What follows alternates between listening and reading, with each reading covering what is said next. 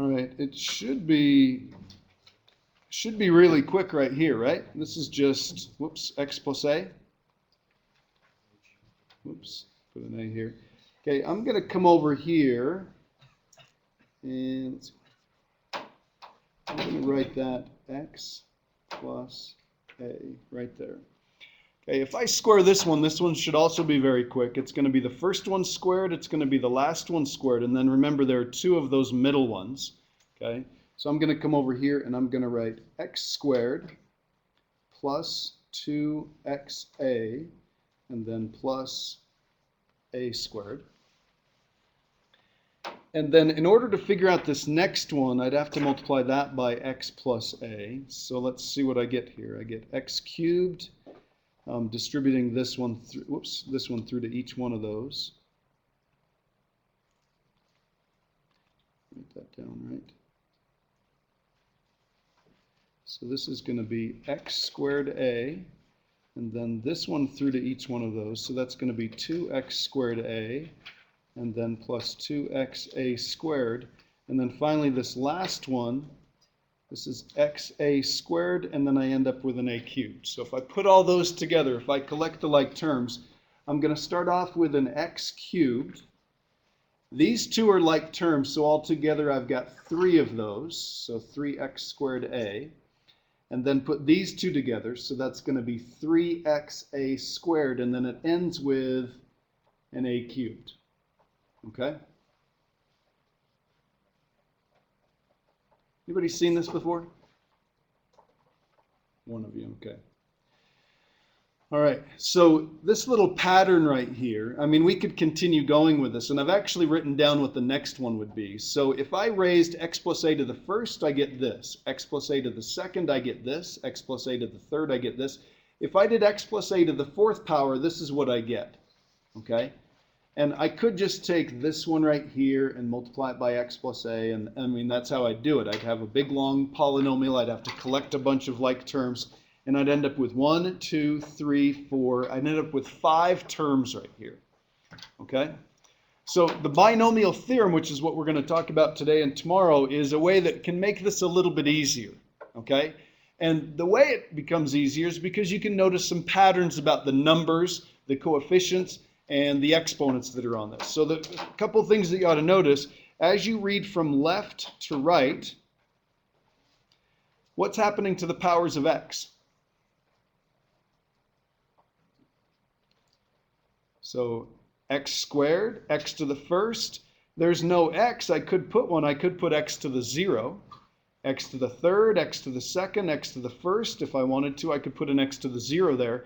So as you go from left to right, the powers of x decrease by 1. And what happens to the powers of a? Okay, they increase by 1. You could start off with a to the 0, then that's to the first, and then that's to the second, and so forth. Okay? Now, I've written the a on the back end of this one, and then I started writing it on the front end of this one, because a usually is a number, but not always. Okay?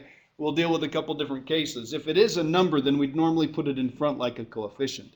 Okay? So the powers of a are increasing by 1. So as the powers of x are decreasing by 1, the powers of a are increasing by 1. And notice the number of terms.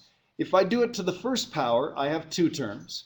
If I do it to the second power, I've got 1, 2, 3 terms. To the third power, 1, 2, 3, 4 terms. And to the fourth power, 1, 2, 3, 4, 5 terms. Okay? So if n equals 2, then there are 2 plus 1, or in other words, 3 terms. And the degree of each monomial, so if I went through and I added up all the powers, 3, 2 and 1 make 3, 1 and 2 make 3, and 3 and 0 make 3. So they always add up to whatever n was. Notice how this one starts off with to the fourth power, 1 and 3 make 4, 2 and 2 make 4, 3 and 1 make 4, and to the fourth power again. Okay, so there's some pretty cool patterns here. And the way we're going to be able to make this a little bit easier in order to square these or cube these or raise these to the 8th power or the 14th power or whatever it happens to be, we're going to use the combination formula that we talked about in 9.6, or we're going to use something called Pascal's triangle. Okay, so it sounds like some of you have seen that before. Okay, so again, a reminder that if we have the number of combinations of n items taken r at a time, that's going to be written this way. We can also call this n choose r. So it'll be n factorial, n minus r factorial over r factorial. So if I have the number of 4 items taken 0 at a time, this is going to be 4 factorial, 4 minus 0 factorial, times 0 factorial. So I have 4 factorial on the top, 4 factorial on the bottom. Those are going to cancel off. Okay, if we think in terms of counting, if I've got 4 items and I don't take any of them, how many ways are there to do that? Only one. Answer, there's one. Let's take a look at this one. 4 factorial, 3 factorial, 1 factorial. So I can cancel the 3 factorial with the 3 factorial that's going to be below that. 4 times 3 factorial would be 4 factorial. So I end up with a 4, right? 4 choose 2 would be 4 factorial.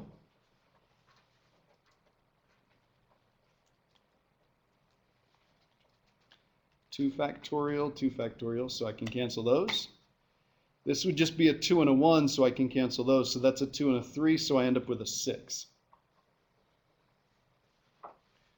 These numbers look familiar? Okay, aren't they these numbers right here? Okay, I got a 1, a 4, a 6. This one's going to be a 4. Let's just double check. 4 factorial, this is going to be 1 factorial, 3 factorial. It's exactly like this one right here, just the bottom's written in a different order. So again, we're going to get 4. And if I have 4 items and I take them 4 at a time, how many different ways are there to do that? If I grab all of them at the same time, just one way to do that. Okay? So there's the 1, the 4, the 6, the 4, and the 1 again, just like we had in this pattern for x plus a raised to the 4th power. So Pascal's triangle will give you the same numbers, but it works a little bit differently, and you kind of have to do this recursively. You kind of have to build up. So you might want to think about that. This starts off with somebody that's seen this before. What do we start off with right here? A 1. What goes down here? A 1 and a 1. In fact, there are 1s down each one of the sides of the triangle. So this is a 1, and how do you get the number that goes right in this blank right here?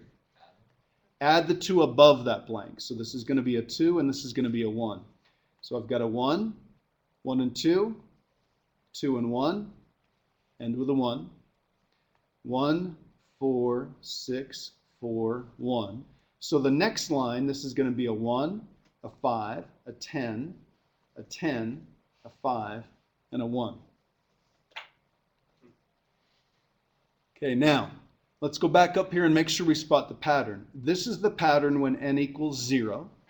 This is the pattern when n equals 1, n equals 2, n equals 3, n equals 4. This is for n equals 5. So if I were to do this problem up here and go one more level, do x plus a raised to the 5th power, I'd start off with x to the 5th. What would the next one be? 5a x to the 4th. 10 a squared x to the 3rd. Notice how that's going down. The next one would be 10 a to the 3rd x squared. The next one would be 5 a to the 4th x. And what's the very last term? A to the 5th. Okay? Any questions there? Okay, now it's pretty easy if you've got the triangle to just read them off and put those in front of there. Okay, but we'll talk about what some of the struggles are with that in just a second. So let's talk about what the binomial theorem is. Okay, this binomial theorem is stated just a little bit different than what the textbook has. Okay, but I think in the long run this will be a little bit more useful. Okay, so what we're going to do is we're going to write down what this pattern is, but we're going to write it down completely in general. So you can have any number or any variable you want or variable expression for the first part, any number or variable expression you want for the second part, and we're going to raise that to the n. Okay? And these coefficients in front here are going to be represented by the combinations. So we're going to do it this way. This is the number of combinations taken, let's see, 0 at a time, n choose 0. Then this is going to be x to the n minus 0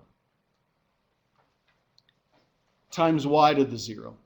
So you'll notice that if I'm at the very first one in line, okay, and this counting starts at 0 rather than counting at 1, okay, this is going to be a 0 here, n minus 0, y to the 0. Okay, then I'm going to put a 1 here. So this is going to be x to the n minus 1. That's that indicating that the powers of x are going to be decreasing, and the powers of y are going to be increasing. Used to be 0, now it's 1. Used to be n, now it's n minus 1. So those are going to go down. So this next one is going to be a 2. Powers of x are now going down by 2. Powers of y are now increasing by 2. And then here's where it gets a little bit tricky. Let's do the last one first. If I start at 0, where am I going to stop? N. So I put an n here, and an n there, and an n there. What is x to the n minus n? That's going to be x to the 0, y to the n. Okay, now, listen carefully. What is right before n? What do I put right here?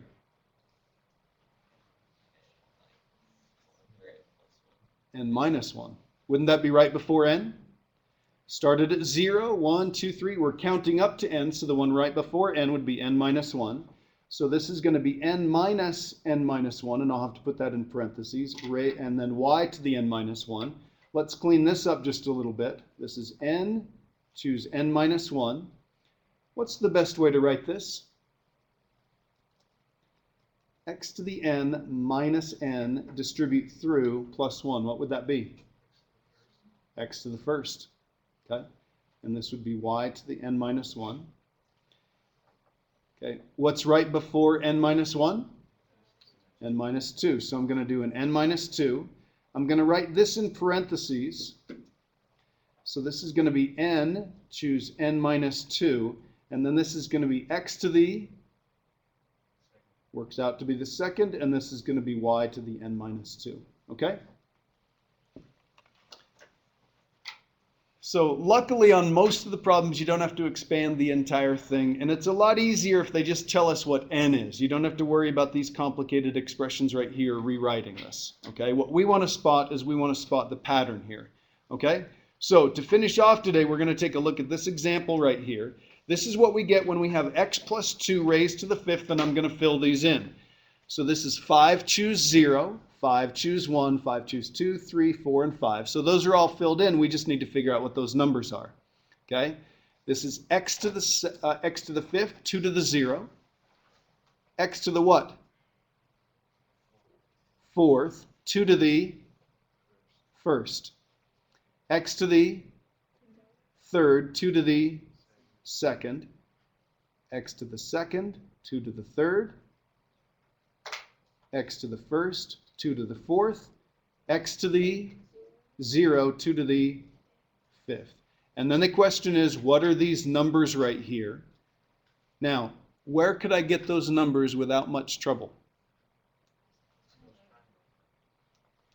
Isn't that our list right here? Okay. Is that the right number? It is. If I do 5 choose 1, are there 5 different ways to choose one item at a time?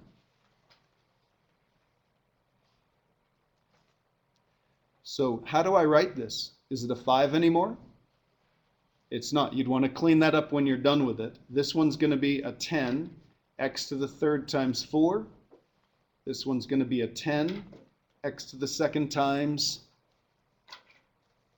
help me out here, 8. Then this is going to be back to a 5, x to the 1st times 16. And then this is going to be a 1, x to the 0.